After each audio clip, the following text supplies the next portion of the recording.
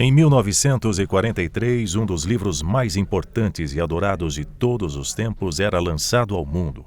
O Pequeno Príncipe, de Antoine de Saint-Exupéry, vem encantando gerações com sua história simples e adorável sobre as aventuras e lições que um jovem príncipe de outro planeta descobre na Terra. Marcando essa ocasião, o Miss Experience, anexo do Museu de Imagem e Som em São Paulo, prepara uma exposição sobre seus 80 anos. A mostra conta uma viagem imersiva que volta ao passado.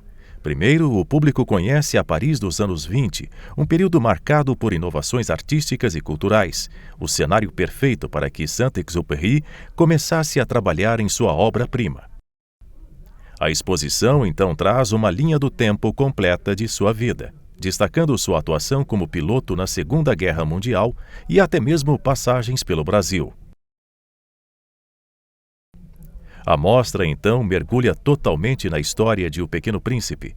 Salas imersivas e coloridas trazem passagens marcantes da obra, como o Enigma da Serpente e a Rosa Bem Cuidada, através de luzes, esculturas e objetos decorativos. Uma das salas mais imersivas é aquela que retrata os diversos planetas diferentes da história, com cada personagem ganhando um pouco de destaque.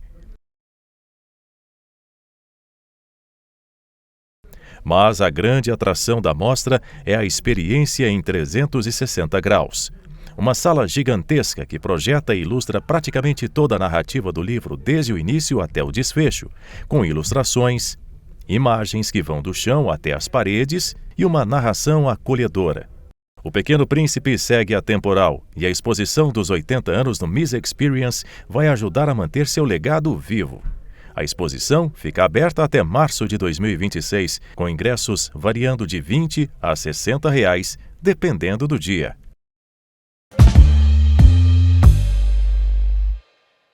Então, muita gente não sabe, mas o livro do Pequeno Príncipe ele foi escrito e publicado primeiro nos Estados Unidos em 1943, durante o exílio do autor na Segunda Guerra Mundial. Como que o contexto da guerra e distância da França influenciaram esse tom melancólico e ao mesmo tempo esperançoso que a obra traz?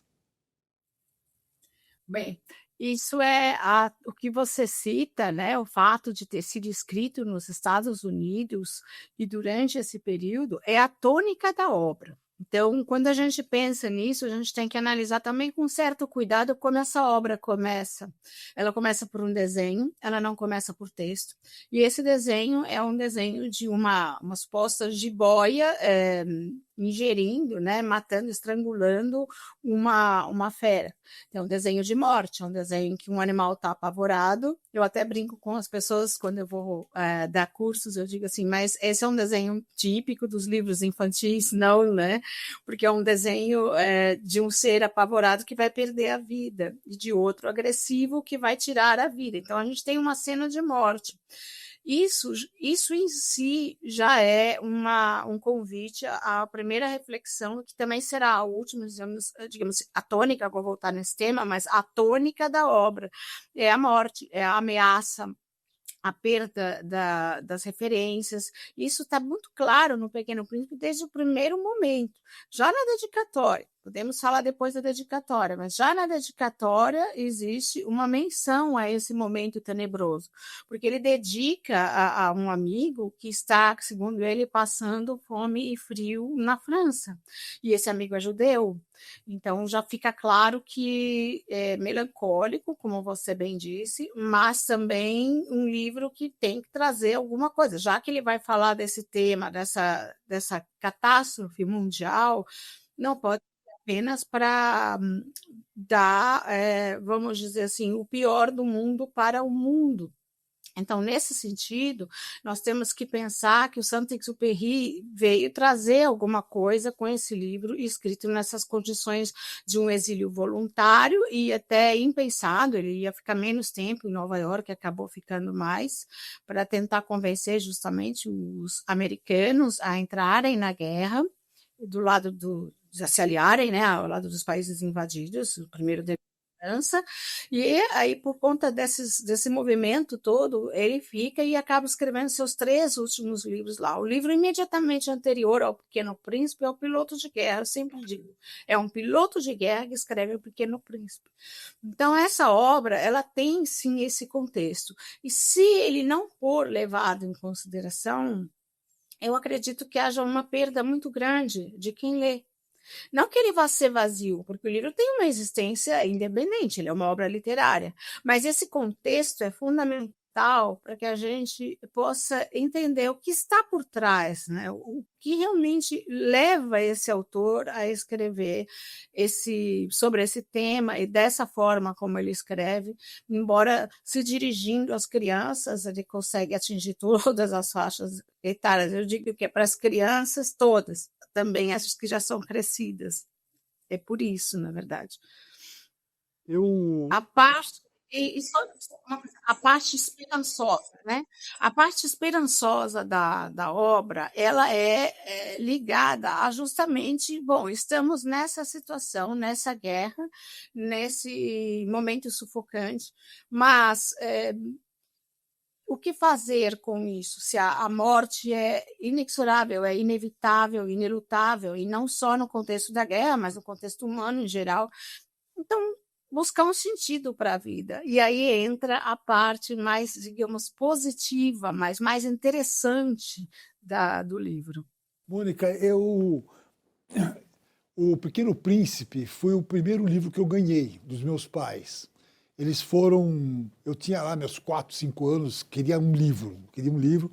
Meus pais foram até a livraria, viram que era bonitinho, tinha capa colorida e tal, e me compraram, sem entender direito. Mas eu não consegui ler o livro. A impressão que ele me deu foi de que, na verdade, O Pequeno Príncipe é um livro para adulto com formato para criança.